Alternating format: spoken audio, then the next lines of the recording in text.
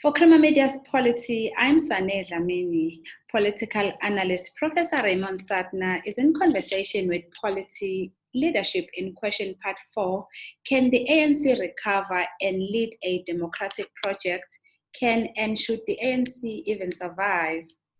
So, Raymond, you said that the central question today is whether the tendencies within the ruling ANC, the corruption, violence, and leadership problems can be resolved and the ANC can be returned to a path that many previously admired. Why do you see this as unlikely to happen?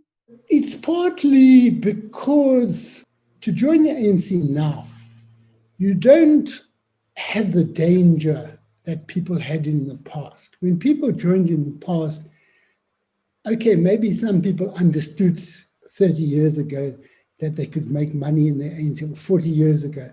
But generally, you looked forward to being beaten up by the police, arrested, killed, all sorts of things like that. Now, when people join the ANC, they are hoping to make money at the lowest level to avoid starvation, possibly become a councillor and things like that, but at other levels to get tenders, to get contracts, things like that. So the ANC is an entry point for wealth, and that is very different from recovering what the ANC used to be. I'm not sure the ANC can recover. It doesn't seem like it at the moment. When you look at the speech that Ramaphosa made yesterday, I mean, it's full of things that are cliches, really. It's not ideas about that fire people's imagination. ANC has lost the capacity to excite people. We used to be excited about the ANC. We used to, if you look at film footage of some rallies when Chris Hani spoke, or when Madiba spoke, there used to be this excitement. There isn't excitement anymore. And why are you so sure, Raymond, that the negative tendencies that some people have pointed to in liberation movements do not inevitably unfold? Is there any example of a liberation movement that has not been corrupt and violent? Just looking at Southern Africa, where do you find a case that backs this trend? Well, if you look at the history of all of these liberation movements, or most of them, there were periods when there was almost a purity of purpose, a singular purpose to free the people of South Africa. And many of these people, or most of them, actually come from the poorest of the poor. But there comes a moment of temptation when you come back, if you've been in exile, say, you come back home and your family think that you're now going to provide for them and all of this, and you actually have no money. And it makes you vulnerable, and you get offered certain temptations. Some people refuse the temptations, others take the temptation. So the question is, you have a choice. Not succumbing to this temptation will make it very hard to support your family, but you did have the choice. So all I'm saying is that a tendency to be corrupt and to be violent is one that you choose. It's not one that is forced on you. Raymond, you seem to put so much weight on business in remedying the current crisis. Are business not there simply to make profits? Yes, quite a few people will be surprised that I am placing so much weight on business. But if you look at South Africa today, probably the most cohesive, organized force is business. Although business is not one thing. It's a number of different components, but business has the capacity to do things in a unified way, as they showed during the Zuma era, when business let their workers off one day, if I recall correctly, to go and march for the fall of Zuma and for clean government.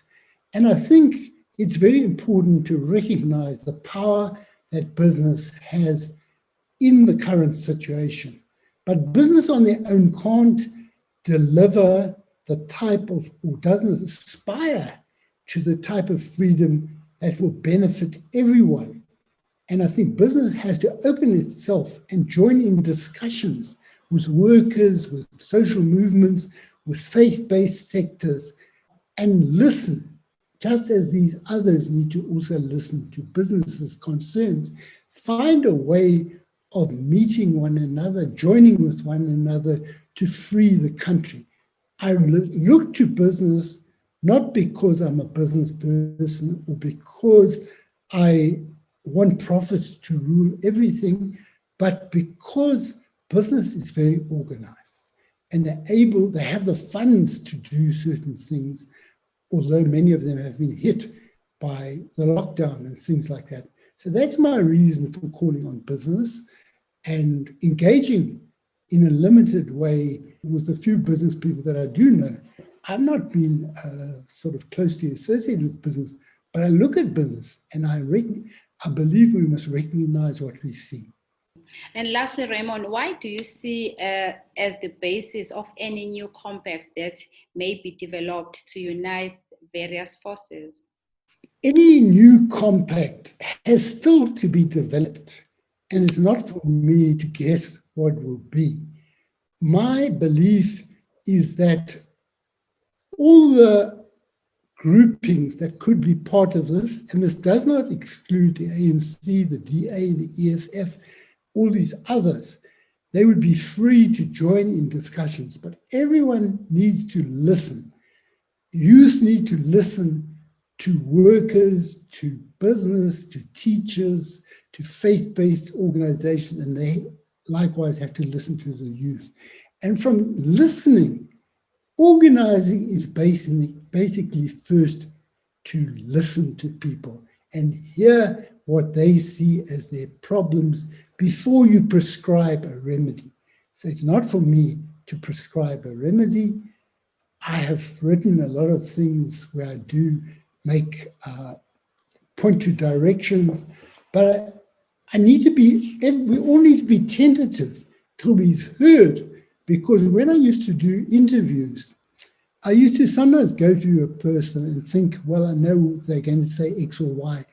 And then they'd come with something completely else that blew my mind and changed the framework of my analysis.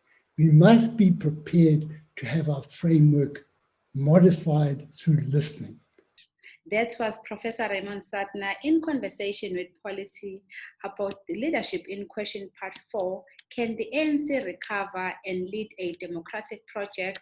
Can and should the ANC even survive?